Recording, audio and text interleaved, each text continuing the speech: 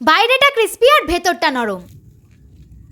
এরকম খাস্তা কচুরি বাড়িতে বানানো খুব সহজ, আর সাথে থাকছে তেঁতুলের টক মিষ্টি চাটনি। প্রথমে ময়দার মধ্যে অল্প জোয়ান, নুন আর রিফাইন তেল এগুলো একটু মিশিয়ে অল্প খাবার সোডা অ্যাড করলাম। এবারে ভালো করে মিশিয়ে নাও। তারপরে অল্প অল্প জল দিয়ে শক্ত করে মেখে ঢাকা দিয়ে রাখো। এবারে কড়াইয়ে অল্প সর্ষের তেল গরম করে 5 ফোড়ন দিয়ে তেঁতুলের কাজটা ছেঁকে দিয়ে দাও। 4 থেকে 5 মিনিট নাড়াচাড়া করে স্বাদমতো গুড় অ্যাড করো। চাটনিটা ঠিক হলে বিট নুন অ্যাড করে 5 মিনিট নাড়াচাড়া করে নামিয়ে ফেলো। পুরের জন্য কড়াইয়ে তেল দিয়ে সাদা জিরে, গোটা ধনে, মৌরি, আদা বাটা, কাঁচা লঙ্কা, অল্প হিং, বেসন দাও। এবারে নাড়াচাড়া করে মুগ ডাল বাটা দাও। মুগ ডাল 2 ঘন্টা ভিজিয়ে রেখে পেস্ট করে নেবে। 5 থেকে 6 মিনিট ডালটা নেড়ে ছেড়ে হলুদ গুঁড়ো, লঙ্কার গুঁড়ো, নুন, চিনি, কাসৌরি মেথি দিয়ে ভালো করে ডালটা ভেজে নাও। তারপরে অল্প জল দিয়ে ভালো করে মিশিয়ে 5 থেকে 6 মিনিট নাড়াচাড়া করে নামিয়ে ফেলো। এবারে পুরটা মেখে লেচি কেটে গোল করে পুর ভরে নাও। তেল গরম করে কচুরিগুলো লো টু মিডিয়াম ফ্লেমে ভেজে তুলে ফেলো। ব্যাস, গরম গরম খাস্তা কচুরির সাথে তেঁতুলের চাটনি, বিকেলটা জমে যাওয়ার মতো। টাটা।